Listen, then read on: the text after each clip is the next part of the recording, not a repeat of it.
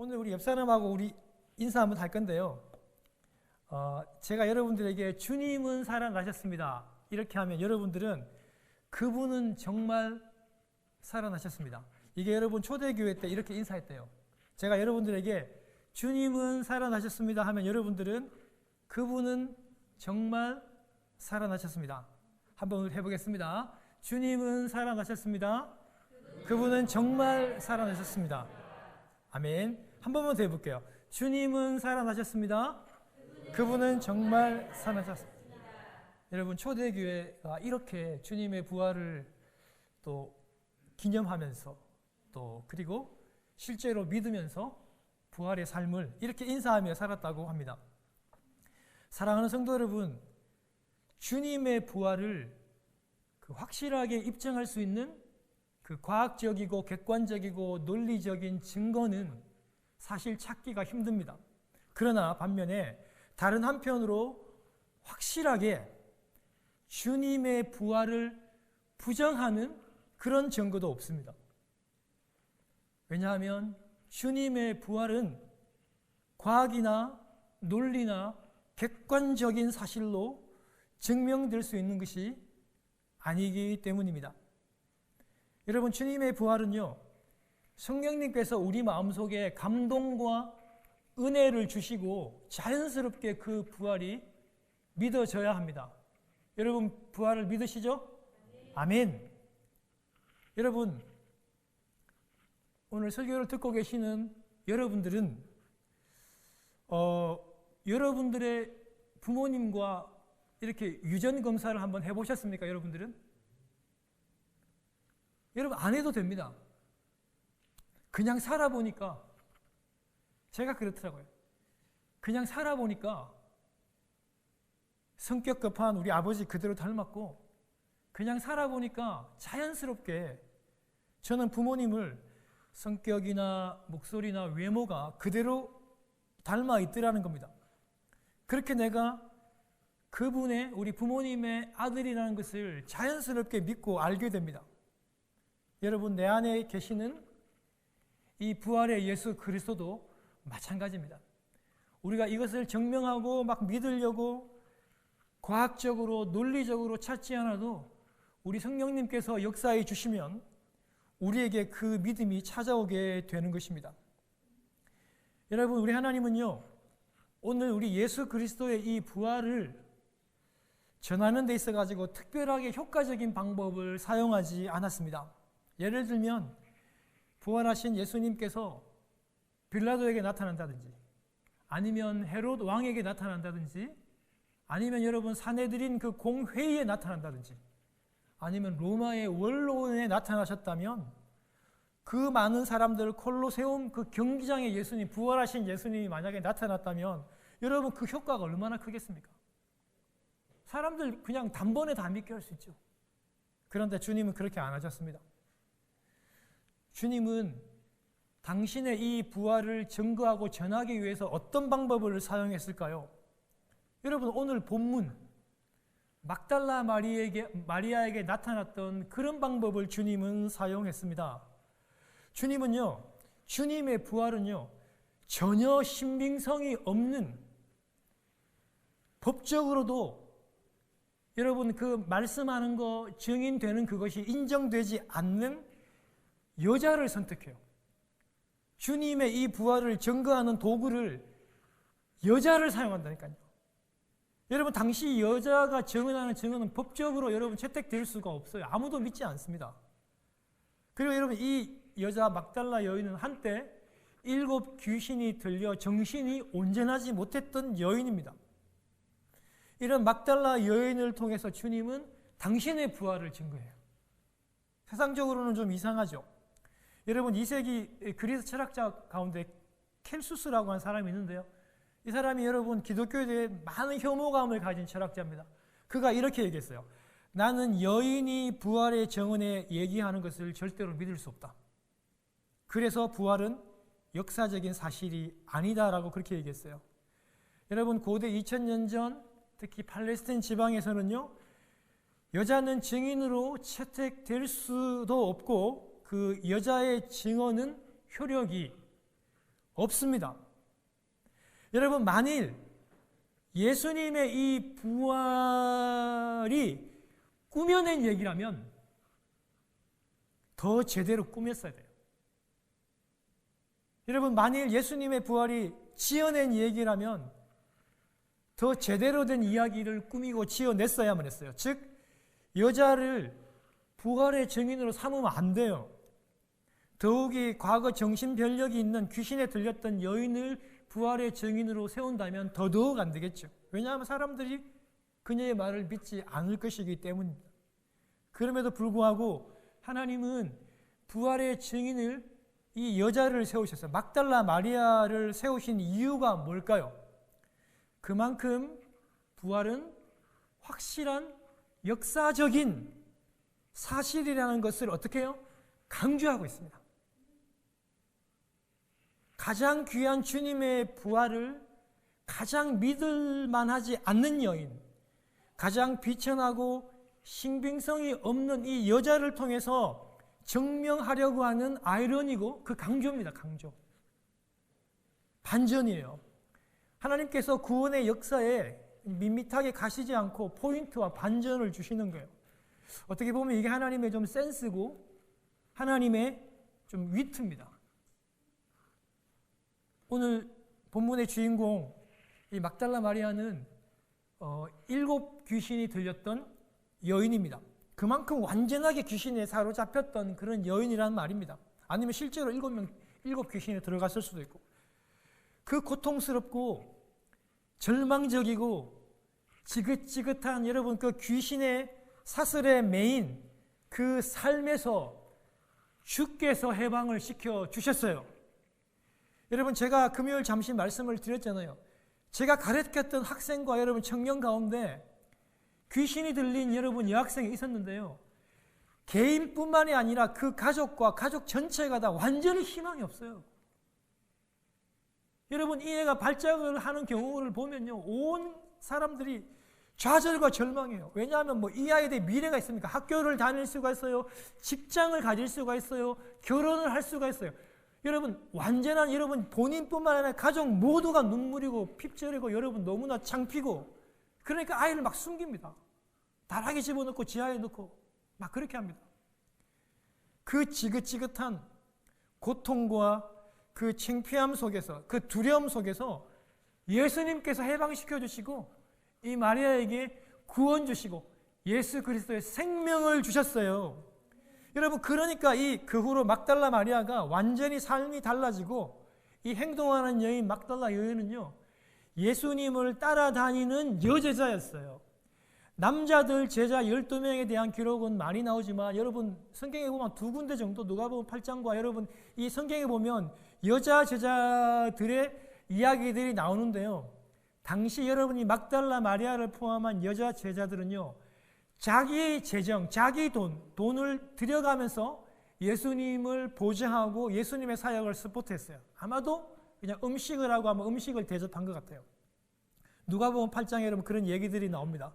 그런데 예수님을 따라다니면서 철저하게 사역을 돕고 봉사하는 것뿐만이 아니라 이 막달라 마리아는 심지어 죽음의 십자가의 그 골고다까지 끝까지 따라갑니다. 목숨을 걸고. 너도 그 당이지. 여러분, 이렇게 만약에 발각되면 죽어요, 여러분. 제자들은 다 도망갔잖아요. 그 많던 남자들은 다 어디 갔어요? 다 도망가고 다 숨었잖아요. 여러분, 막달라 마리아가 예수님을 구경하려고 따라갔을까요? 아닙니다, 여러분.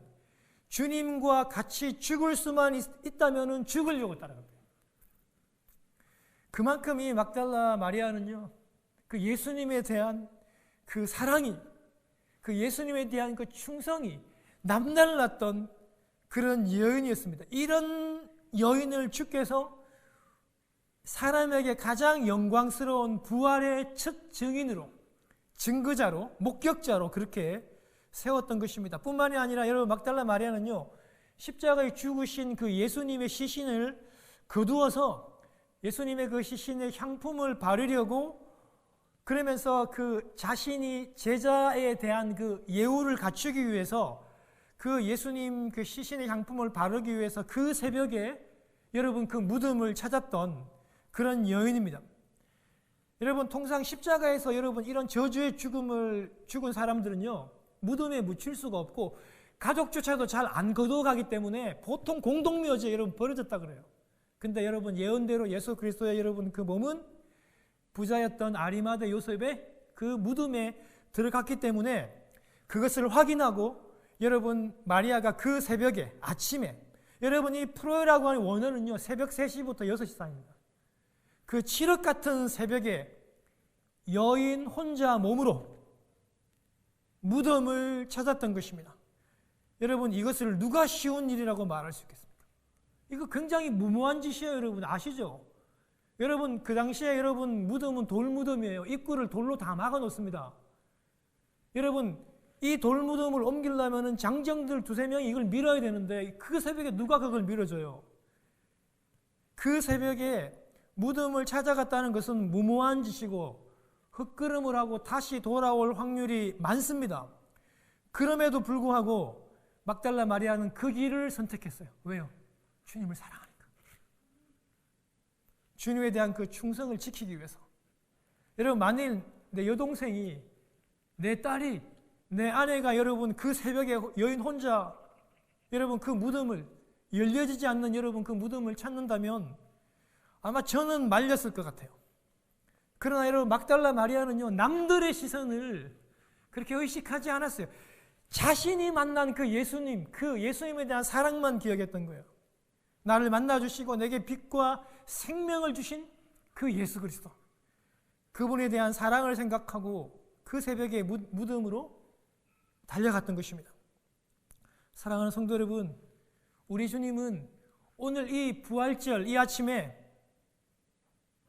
주님에 대하여만큼은 무모해 보이는 사람, 무모한 사람, 요령을 피할 줄 모르는 정말 그런 우둔한 사람, 어리석은 사람, 그런 사람을 찾고 계시는지 모르겠습니다.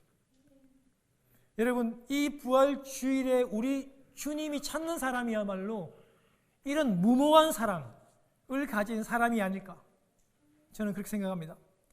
사랑하는 여러분, 막달라 마리아가 주님께서 확실히 주님의 부활을 믿고 여러분 무덤을 찾아간 건 아니에요. 여러분 아시죠, 그죠? 이 설교 본문 가지고 여러분 설교를 수십 편 여러분 들었을 거 아니에요. 만일 막달라 마리아가 주님이 부활했을 것을 알면 여러분 무덤에 갔을까요? 왜냐하면 무덤이 비었다는 걸 알면 당연히 안 갔겠죠. 갈 필요가 없었겠죠. 막달라 마리아는요 너무나 주님을 사랑하고 너무나 주님을 존경하고 감사했기 때문에 그 시신을 닦고 향품을 바르기 위해서 장례에 대한 예를 치르기 위해서 그 무덤을 찾았던 겁니다. 그런데 입구에 돌이 옮겨져 있는 것을 보고 누가 예수님의 시신을 가져갔구나, 도둑들이 가져갔구나 이렇게 직감하고 제일 먼저 예수님의 남제자들을 찾아요. 그랬더니만 여러분 베드로와 요한, 여러분 우리 사도행전에 나오죠. 이 두 분은 항상 그렇게 단짝입니다. 성격도 반대되고 여러분 이 두 사람이 그렇게 따라 나섰고 뛰어가면서 그 무덤에 가보니까 여러분 무덤 안을 보니까 분명히요 예수님의 그 3배로 된 수의가 땅바닥에 그대로 놓여져 있고 예수님의 그 머리를 감았던 머리 수건이 잘 개어져 한편에 개켜져 있었음에도 불구하고 제자들은요 예수님이 평소에 그렇게도 가르치고 말씀했던 부활에 대한 생각들이 전혀 없었습니다. 조금도 의심하지 않고 예수님이 부활했다고 하는 생각들을 하지 못했어요. 여러분 사실 이렇게 예수님의 그 수의가 그대로 땅바닥에 있으며 여러분 이 머리 수건이 잘 개어져 있다는 이 사실 자체가 사실은 부활의 증거이거든요. 여러분 한번 생각해 보세요. 많은 사람들이 여러분 그 고대 때부터 시작해서 계속 그 예수님의 부활에 대한 여러분 이 음모론, 예수님의 부활이 거짓말이라고 하는 대표적인 예가 하나가 뭐냐면 예수님의 시신을 누가 도적질해 갔다가 특별히 예수님의 제자들이 그걸 훔쳐갔다가 그렇게 여러분 소문을 많이 냈는데요. 여러분 한번 상상해 보세요. 여러분 저는 사역하면서 전도사 시절에 그래도 한국에서 그 천국 환송식 하기 전에 여러분 시신을 염하는 장면을 제가 여러 번 목격을 했습니다. 여러분 시신은 여러분 영혼이 빠져나가면 돌처럼 딱딱합니다. 여러분 그런데 여러분 그 시체를 덮고 있던 여러분 수의죠. 산불에는 그 여러분 그 수의를 여러분 이렇게 잘 늘어나지도 않는 그 옷을 여러분 벗기는 게 결코 쉬운 일이 아니에요, 여러분. 여러분 뭘 훔치러 온 사람이 예수님 여러분 시신만 가져가고 옷은 여러분 그 자리에 두고 가지런히 두고 여러분 또 예수님의 수군 자체를 반듯하게 개어가지고 한편에 두고 예수님의 시신만 훔쳐가지고 도망갔다. 여러분 그건 정말 있을 수 없는 세상의 논리와 상식으로도 말이 안 되는 그런 장면입니다. 그런데도 불구하고 주님의 제자는 예수님이 부활했다고 하는 사실들을 깨닫지 못했어요.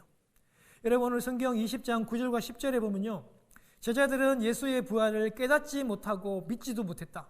그렇게 하면서 자기들이 그 숨어 지내던 그 아지트로 다 그냥 가버렸습니다. 여러분 이렇게 성경은요.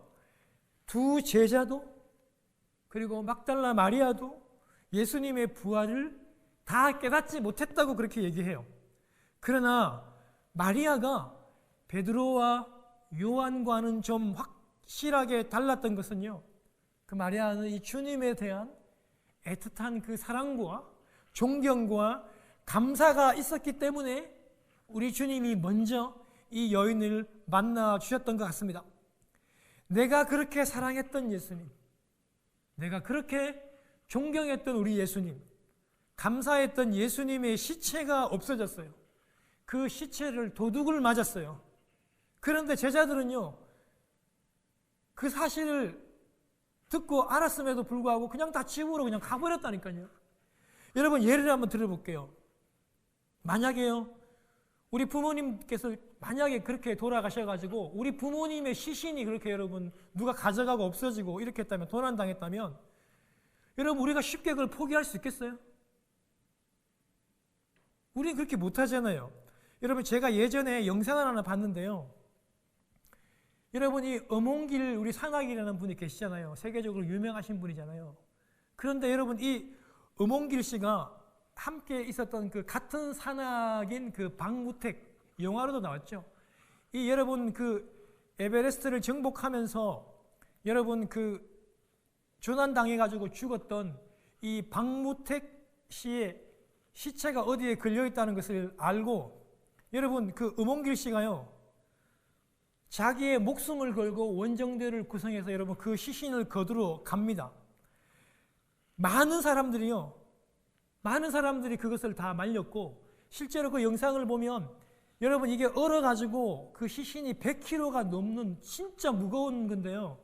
자기 혼자도 여러분 살아남기도 힘든 그곳에서 그 시신을 끌어당기며 들고 메고 여러분 그 수습하는 그런 감동적인 장면들을 제가 보게 되었습니다.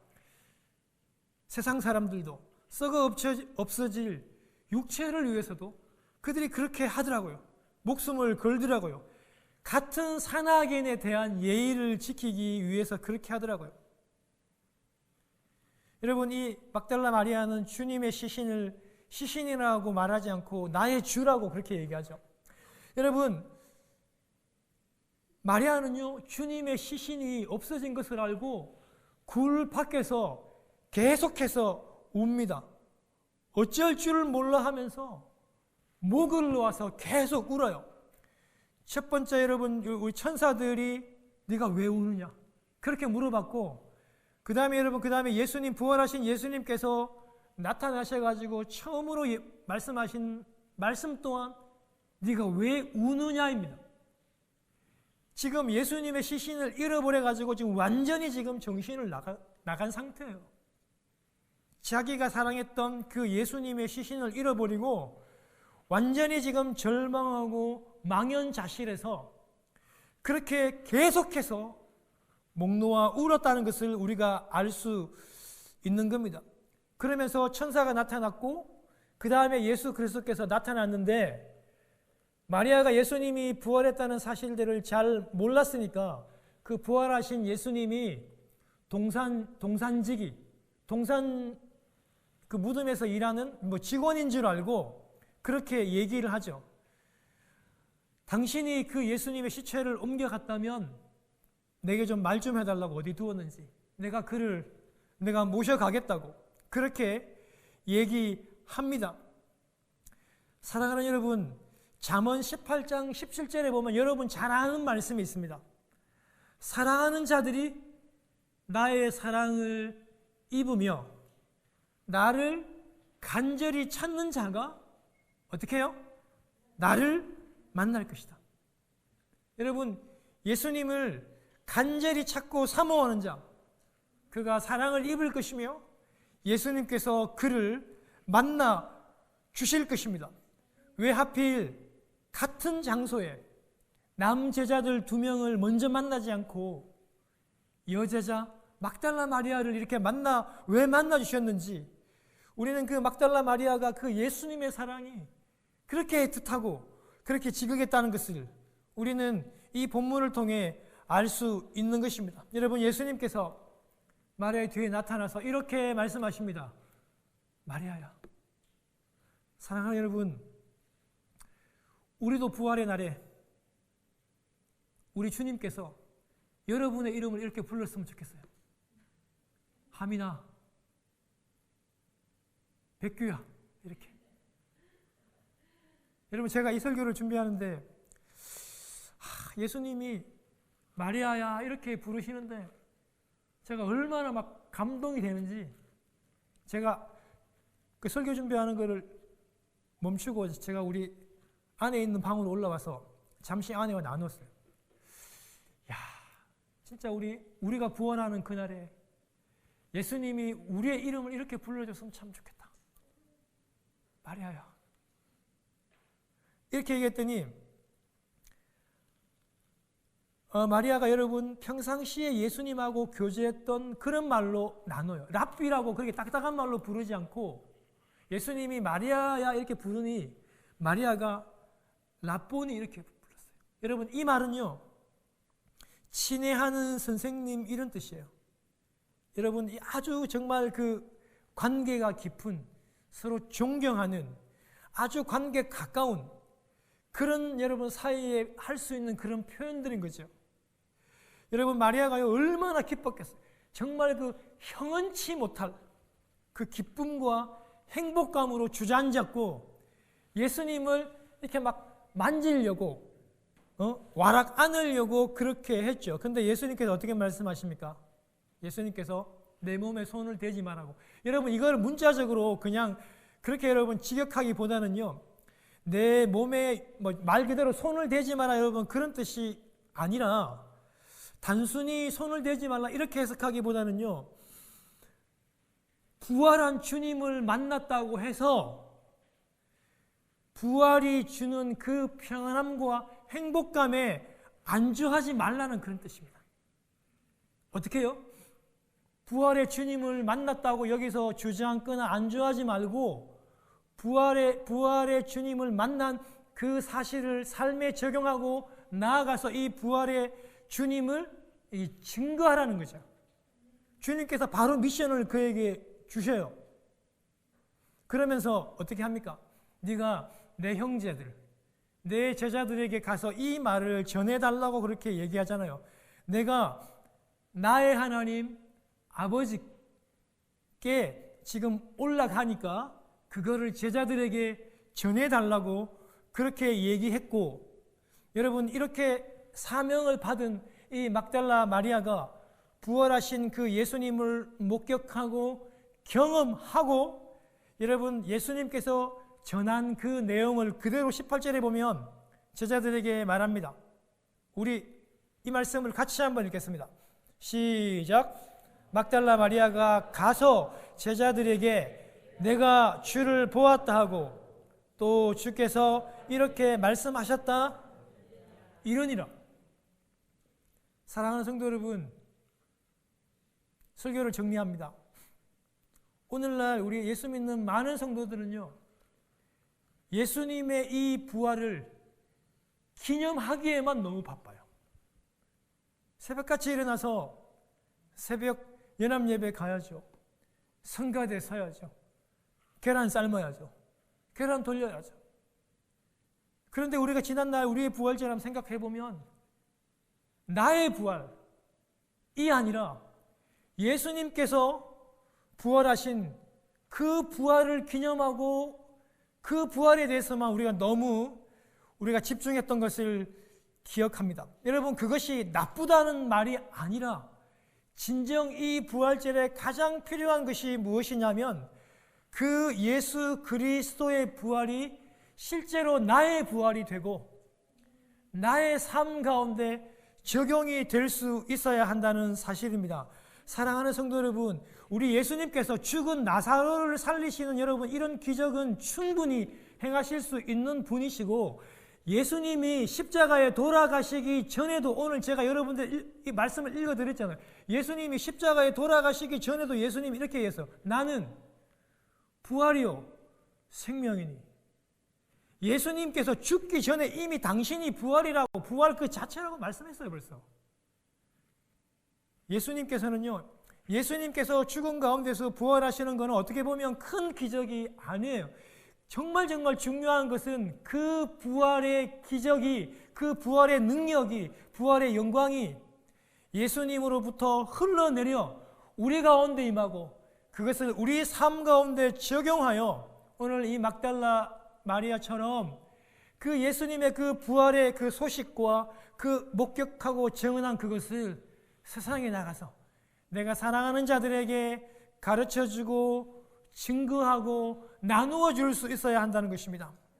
사랑하는 성도 여러분, 우리 이번 한 주간 세상으로 나아가서 우리 주 예수 그리스도께서 부활하셨고 살아나셨다라고 하는 이 놀라운 사실들을 증거하고 전하고 우리 삶 가운데 적용하는 여러분 되시기를 주님 이름으로 축원합니다. 아멘.